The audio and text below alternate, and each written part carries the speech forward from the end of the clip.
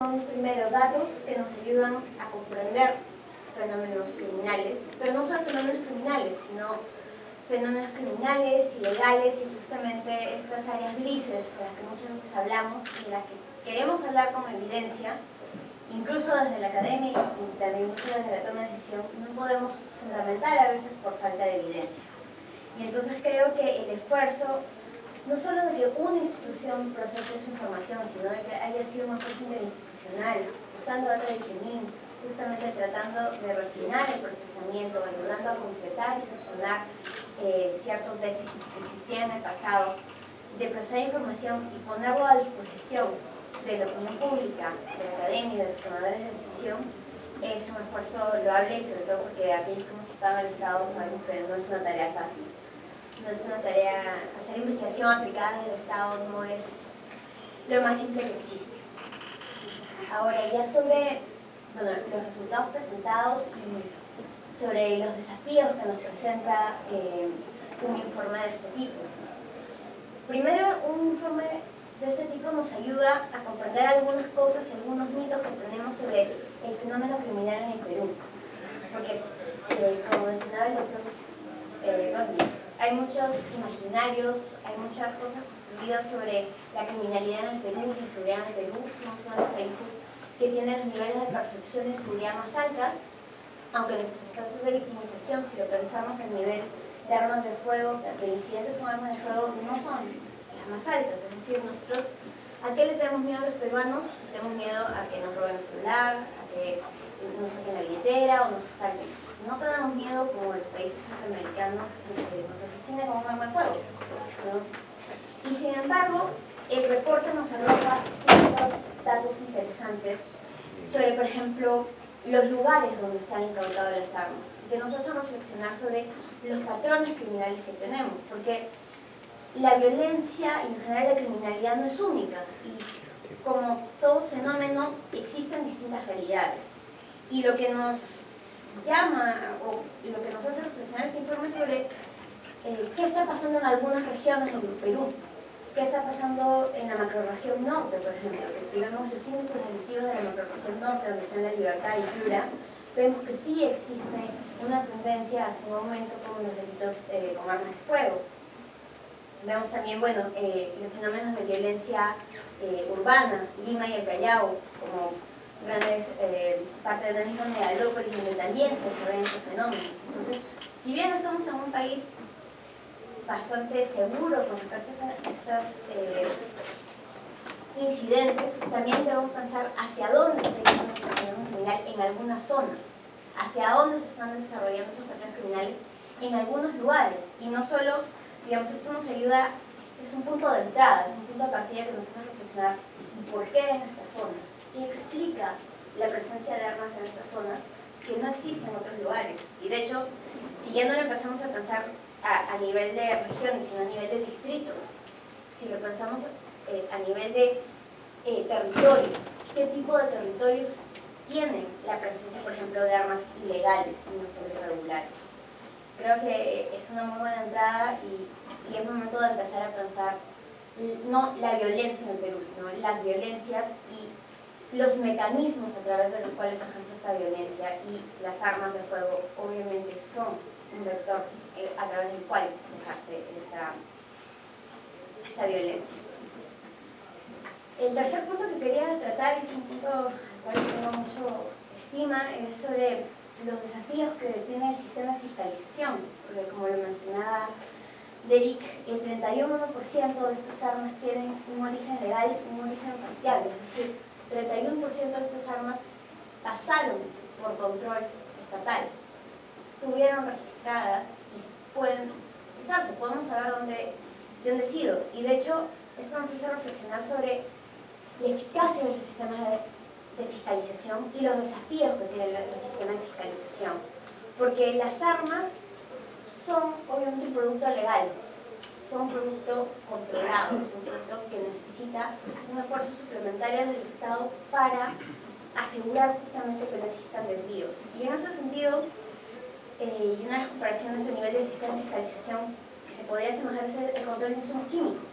El control de insumos químicos también es una sustancia legal controlada que puede ser desviado hacia actividades ilegales y sin embargo tiene un origen legal, tiene una dinámica de industria legal, entonces, y tiene costos también asociados a su fiscalización, no solo para el Estado, que hay que crear instituciones, procedimientos, pero también para la industria legal, que tiene que obviamente seguir más pasos burocráticos, que tiene que obviamente asumir también cierta parte del costo, pero donde también se dan dinámicas de interacción entre las dos partes, entre las autoridades de fiscalización y donde también se abren ventanas de oportunidad para distintos actos como corrupción y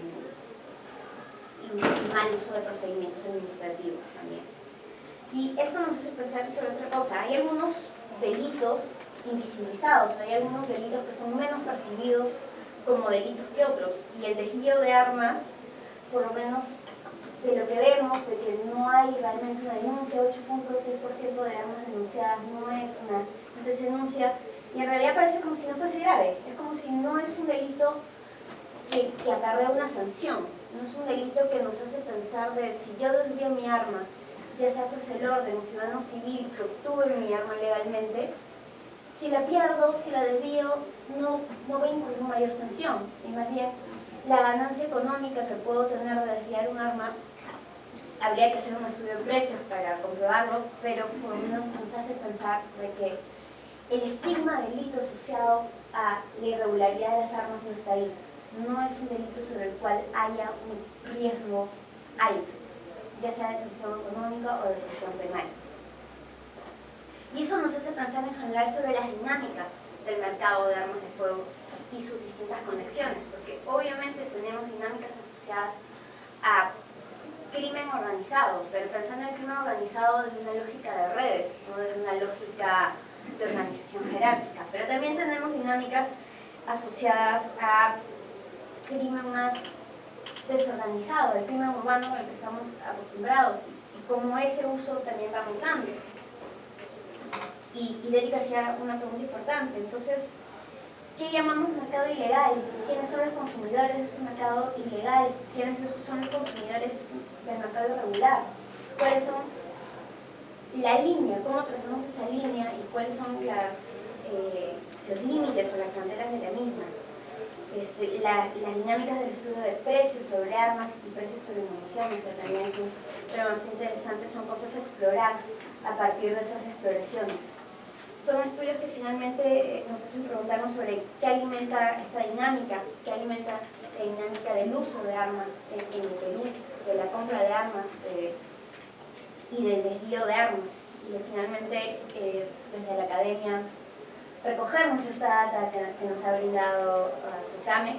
Igual esperamos que sea un esfuerzo sistemático que nos permita hacer proyecciones, que nos permita también contribuir con estas reflexiones desde la academia a la toma de decisión y que se establezca un diálogo entre nosotros y de hecho entre todos los actores interesados en este tipo de temas.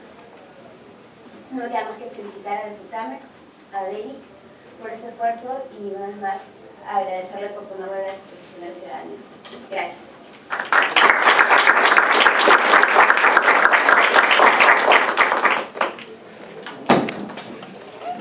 No sé si alguien tiene algunas preguntas de repente o intervenciones. Por favor. Primero, felicitar por la exposición y a la vez por el aporte que está haciendo con este documento. Me queda la duda con relación a lo que significa cómo es que se alimenta la delincuencia de las armas si es que tenemos un sistema de control establecido hace muchos años. Si bien es cierto, la SUCAMEC tiene poco más de un año, ya existía anteriormente la ISCAME. Ya existe una política pública de control de armas, o al menos está diseñada, pero ¿en dónde está la falla? ¿Cuál es la falla? ¿El control? Esa sería la gran pregunta, creo yo, para lo que significa las armas en la delincuencia.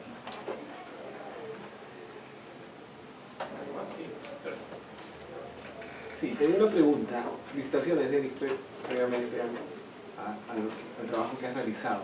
Recuerdo que el congresista Reyardo hizo un proyecto de ley que no sé si llegó a ser ley, sobre algunos beneficios por entregar el arma voluntariamente.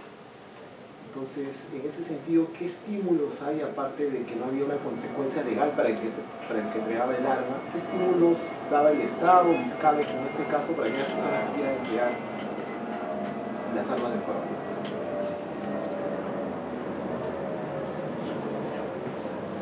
Sí, buenas noches.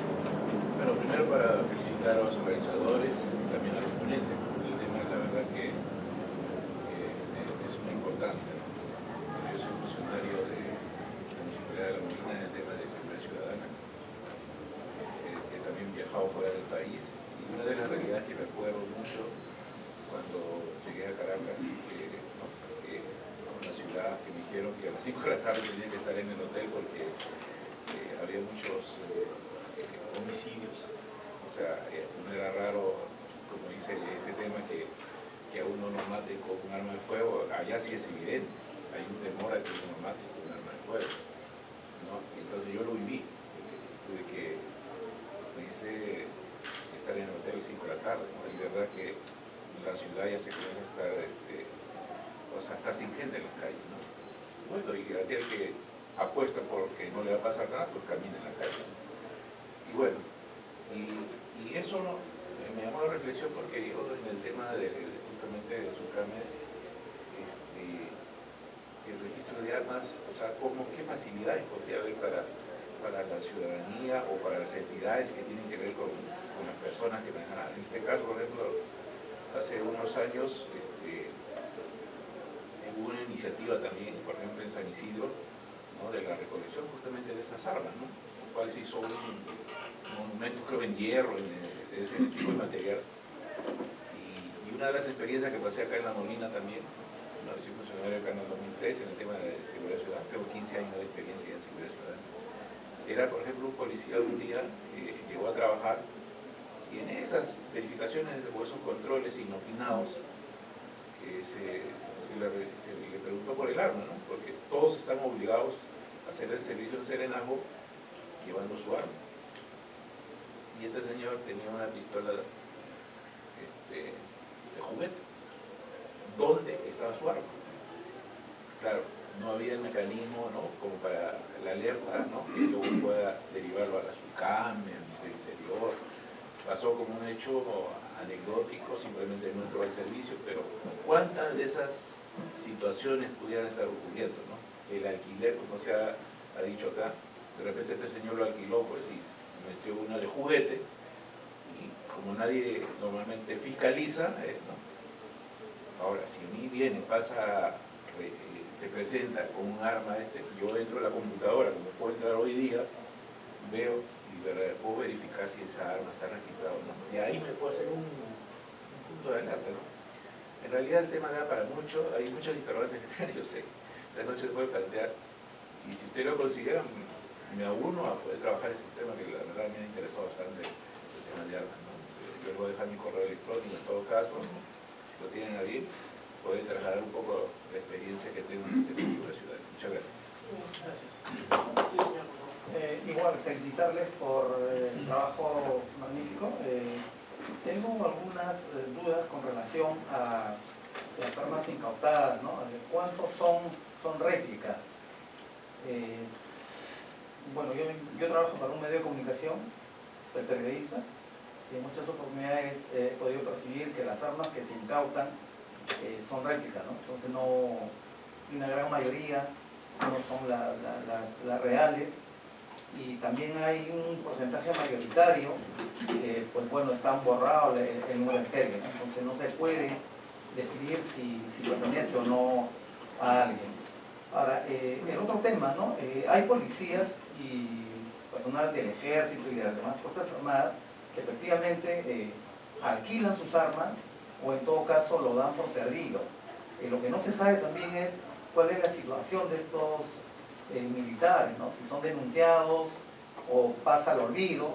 Muchas veces se ha dicho pues que son armas que ya están en desuso, ¿no? Que ellos simplemente los arrojaron o se perdió y nadie sabe cuál es la razón.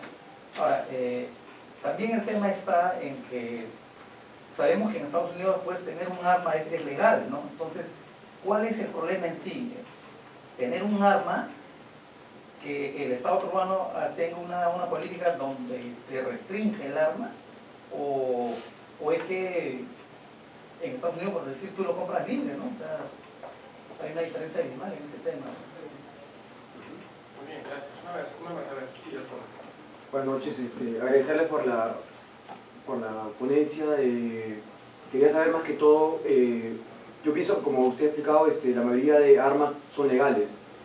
Entonces yo quería saber cuál es el grado de responsabilidad de la gente o qué leyes le afectan a la gente que consigue el arma de manera legal pero siempre la vende a un delincuente. No sé, yo vivo en Los Olivos y hay mucha gente que tiene armas de manera legal, pero sí, hay delincuentes que les ofrecen dinero, conozco casos, le ofrecen el precio mayor a las armas y las consiguen y luego con eso matan gente.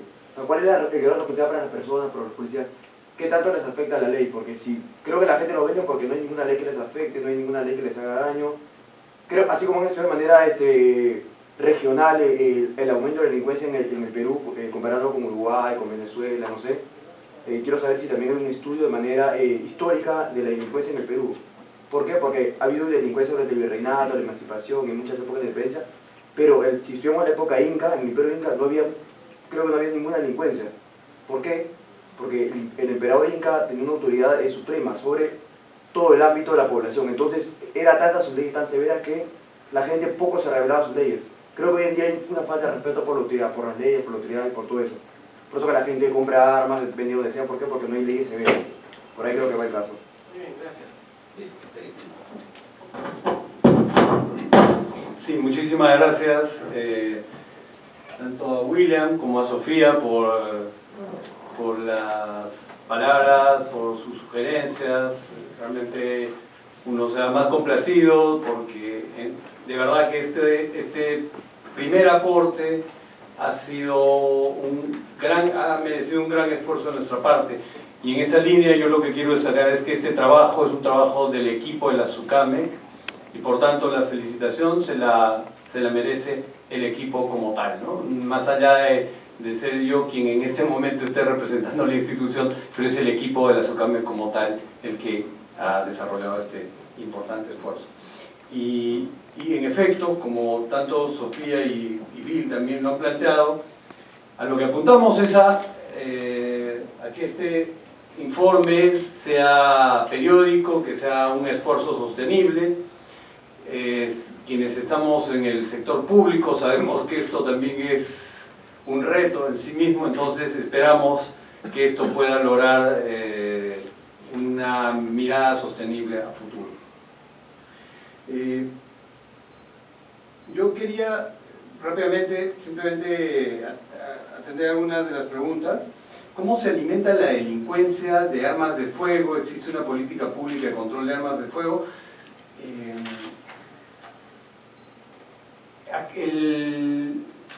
El marco normativo actual en el Perú es un marco normativo bastante formal, poco preciso en muchas cosas. Y por tanto, sí, pues hay una serie de requisitos que nos permitirían establecer ciertos controles, pero no se planteó temas básicos, ¿no? Alguien de ustedes comentó el caso de Estados Unidos, donde el tener un arma de fuego no solo es un derecho, sino es un derecho constitucional de las personas, es un derecho ciudadano tener armas de fuego. Esto ha sido replicado en países como Guatemala, pero en el caso peruano este tema no es tan claro. Entonces, la primera pregunta que deberíamos afrontar es: ¿el uso, la tenencia de armas de fuego es un derecho? Y si fuera un derecho, ¿es un derecho constitucional? ¿Es un derecho fundamental? Entonces, estas preguntas no han sido planteadas, las estamos planteando nosotros. ¿Y a propósito de qué? Justamente el desarrollo de un debate también, primero a nivel técnico y después también en el ámbito político, para la elaboración de un proyecto de ley. En este momento, ya el día de ayer se aprobó el dictamen de ley de armas y explosivos de uso civil en el Congreso de la República, en la Comisión de Defensa, y este jueves, esperemos, está discutiéndose en el Pleno del Congreso. Y en este proyecto, por primera vez, siendo un tema, como alguno de ustedes lo dijo, ya un tema que es antiguo, por primera vez se está planteando una regulación, digamos, integral, una mirada integral de este tema, ¿no? Y digamos, la óptica desde la cual se ha mirado este proyecto es que no estaríamos frente a un derecho, o no al menos frente a un derecho constitucional, ¿no? Estaríamos más bien frente a lo que es una potestad pública, ¿no? Que podría ser otorgada a los ciudadanos, siempre supeditado al interés público, a la seguridad ciudadana. Entonces, este es un primer enfoque que es necesario plantear. Ahora, es también muy importante destacar que actualmente el marco normativo no nos proporciona mecanismos de control, ¿no? En buena cuenta, la DISCAMEC, e incluso inicialmente lo que es SUCAMEC hoy en día, era una suerte de mesa de partes para entrega de armas a solicitud. Por eso que muchos hechos delictivos registrados y puestos a conocimiento público por los medios destacaban que el delincuente tenía licencia de posesión de uso de arma de fuego otorgada por la DISCAMEC o incluso por la SUCAMEC. Y esto por ausencia de filtros adecuados, ¿no? Entonces, que nos han puesto ante la evidencia de que el Estado estaba otorgando armas de fuego a personas, por decirlo de algún modo, incorrectas. Y esto nos pone frente a la necesidad de trabajar un marco normativo nuevo. Insisto, el proyecto de ley que presentó la SUCAMEC a través del Ejecutivo ha sido complementado con otras iniciativas legislativas y creo que este jueves, si las cosas van bien, vamos a poder tener una primera ley integral sobre este particular, que establece criterios básicos de control. Por ejemplo, el que personas con antecedentes de violencia familiar no pueden tener acceso a armas de fuego. Esto que parece en un país como el nuestro una cosa media rara, un país machista con todos los problemas que tenemos, nos pone frente a una evidencia que es clarísima. Hablaba del Comité Intersectorial, Comité Estadístico Interinstitucional, que emitió su informe en septiembre de este año. Establecía que el 2013 se habían producido coincidentemente 2013 homicidios. De esos 2013 homicidios, el 62% eran muertes causadas por armas de fuego. Y de este grueso de muertes con armas de fuego, una parte muy importante eran homicidios cometidos en el ámbito de la vida doméstica. Entonces, digamos, un tema tan básico como este no era contemplado. El día domingo, un proyecto que se inspiró en nuestro proyecto, pero que tomó la delantera, ha aprobado ya una ley con restricciones para lo que es justamente el otorgamiento de licencias de armas de fuego a personas con antecedentes de violencia familiar. Otro tema también importantísimo es el de la posibilidad de la SUCAMEC de hacer una mirada histórica a los antecedentes de las personas. Claro, hoy en día con las normas formales que tenemos, con los criterios sumamente rígidos, y teníamos que solicitar antecedentes penales, policiales y judiciales. Cuando yo a José Luis Pérez Guadalupe le pregunté y le dije ¿qué información de importancia me dan los antecedentes? En este caso son, creo, judiciales, los penales. Los antecedentes penales, me dijo, bueno, con eso tenemos bastantes recursos, entonces no puedes quitarlos de tu ley, me dijo, ¿no? Entonces, pero más allá de esto, que bueno, nos daban una información muy restringida. Y en el caso de los antecedentes judiciales también, todo esto se restringe a un año, ¿no?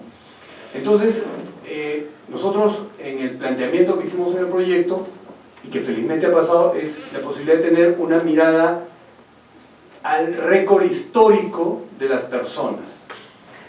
Y esto ha pasado incluso por el filtro del Viceministerio de Derechos Humanos, ¿no? Porque nos dijeron, oye, tú estás afectando el derecho de las personas a rehabilitarse.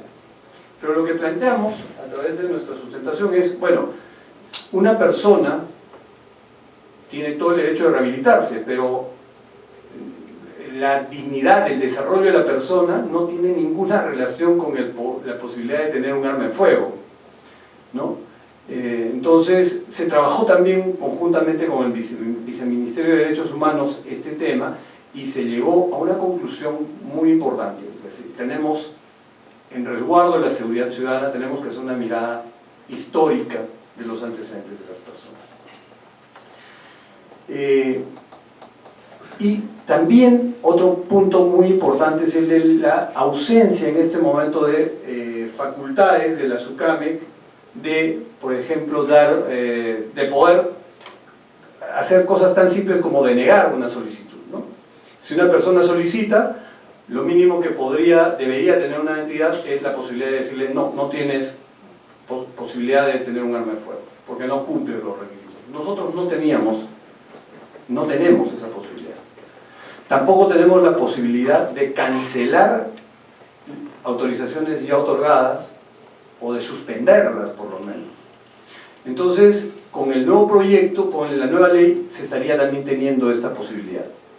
Y es importante, porque es curioso, pero la justificación por la que se obtienen armas de defensa personal, que constituyen el 73% de las armas incautadas, la justificación era: me siento inseguro en el país, en la sociedad. ¿Y cuál es tu justificación? ¿Por qué quieres tener armas de fuego? Porque hay un contexto de inseguridad ciudadana. Y claro, otorgamos, y el jovencito que solicitaba tenía 19 años y estaba solicitando su segunda arma, ¿no? Y se presentaba luego como gerente de una empresa que en la SUNAT aparecía como no habida. Entonces hemos empezado a trabajar mayores filtros con el marco normativo que tenemos y que no nos ayuda mucho.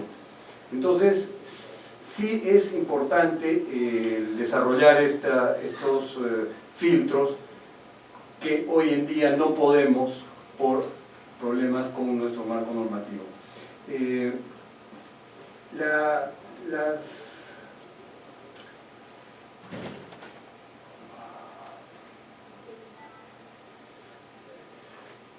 Alguien preguntó por las entregas voluntarias de armas de fuego, ¿cómo funcionan? Bueno, y esto era a partir del proyecto de Reyardo, si no me equivoco. Esto ha habido varias propuestas de amnistías en el pasado que no funcionaron.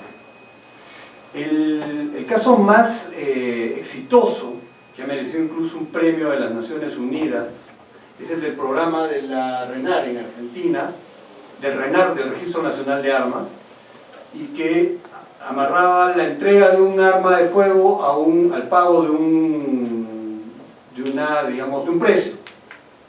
Entonces, es un esquema bastante importante a tomar en cuenta. El proyecto de ley también incluye un plan de entrega voluntaria de armas de fuego. Y un dato importante también que yo quisiera destacar acá es que, a diferencia de lo que sucede con el grueso de usuarios de armas de fuego, que son varones, el grueso de personas que han hecho entrega, en el caso de Argentina, de estas armas de fuego en estos programas voluntarios, eran mujeres. Casi el 99% de personas que hayan entregado las armas eran mujeres.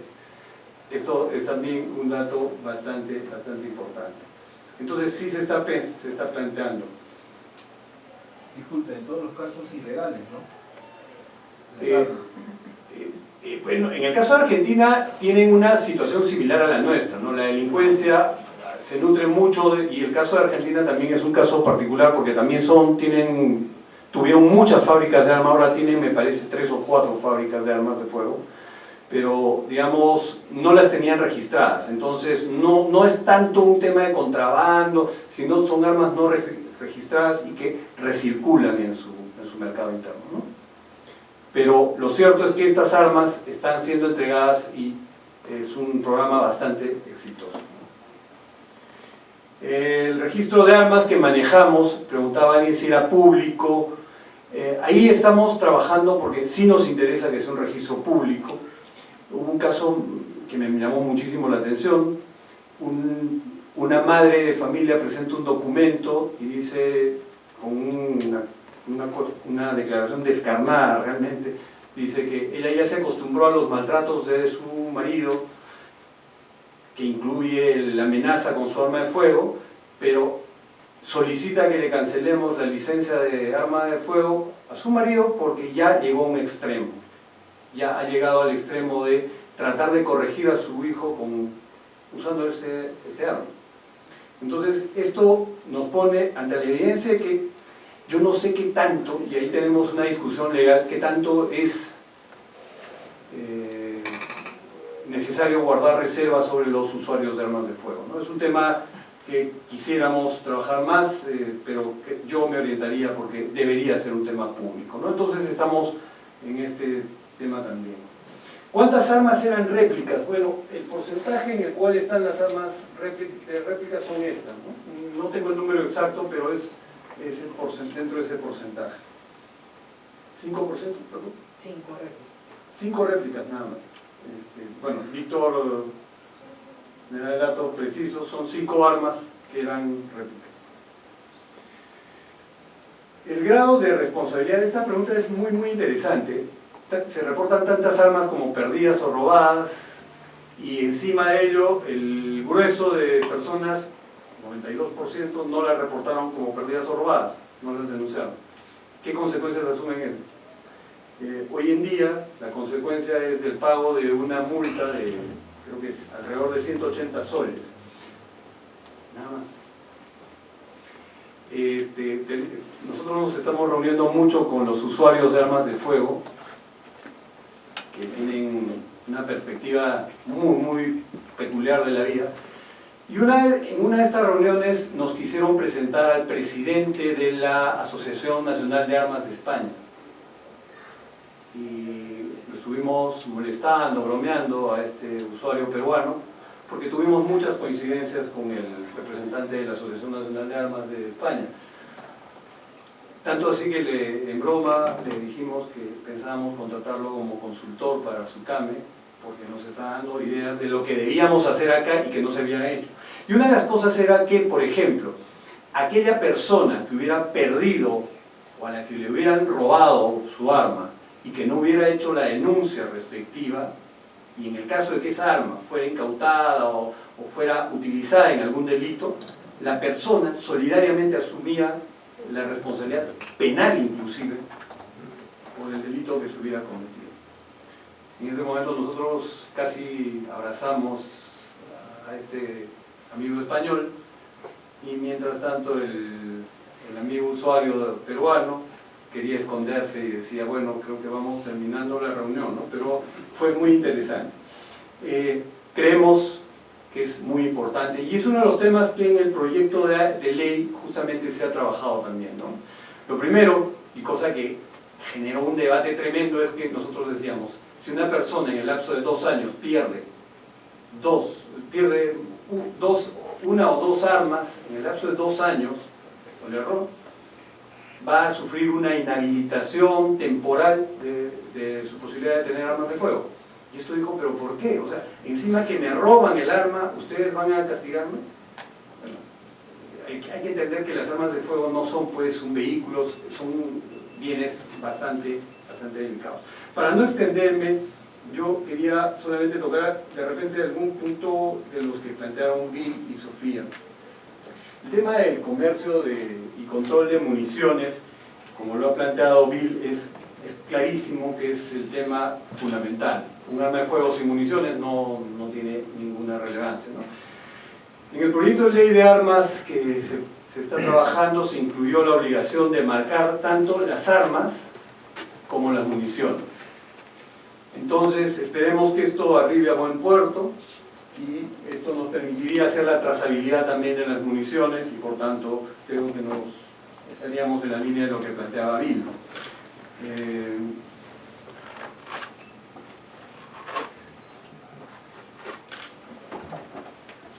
Una consulta. ¿Tienen ustedes un software que permita actualmente centralizar cualquier tipo de información? Por ejemplo, me imagino, ¿no? Si las comisarías reciben una denuncia por robo, la comisaría puede reportarle directamente, ¿no?, a ustedes, a a través de su página web, el envío de una comunicación, que hoy día, pues, como digo, con esa misma intención se hace en otras áreas, ¿no? Sí, el año pasado, para convocar a reuniones, teníamos que recurrir a unos parlantes que teníamos en la institución, porque el correo electrónico no era muy usado en nuestra institución. Entonces, ahora ya tenemos correos electrónicos y hemos podido adquirir servidores y alguna infraestructura para nuestros sistemas. Porque además, esto no lo hacemos porque seamos innovadores, sino porque tenemos la obligación, por nuestra norma de creación, de integrar una plataforma que se ha denominado como plataforma de interoperabilidad del sector interior. Y en el futuro deberíamos tener esta capacidad, ¿no? En este momento estamos compartiendo accesos a bases de datos, pero digamos, un reporte de este tipo sería maravilloso. Todavía tenemos que hacerlo a través de papel, ¿no? Pero la idea es plantearlo. Sofía planteaba una pregunta también respecto al tema de la eficacia de la fiscalización estatal respecto al tema de armas de fuego. Y sí, pues, lo que se ha mostrado es que hay una ineficiencia muy fuerte y, sin embargo, ya no, más allá de transparentar con un informe de este tipo esta situación, lo que hicimos es también promover la aprobación de un decreto supremo en marzo de este año, el decreto supremo 5 del 2014, que justamente buscaba consolidar o mejorar los niveles de fiscalización a cargo de SUCAME. Y esto ha dado resultados bastante importantes porque, lo primero, nosotros teníamos que cumplir con nuestra tarea de control y fiscalización de usuarios legales, y en este caso nos focalizamos sobre personas jurídicas.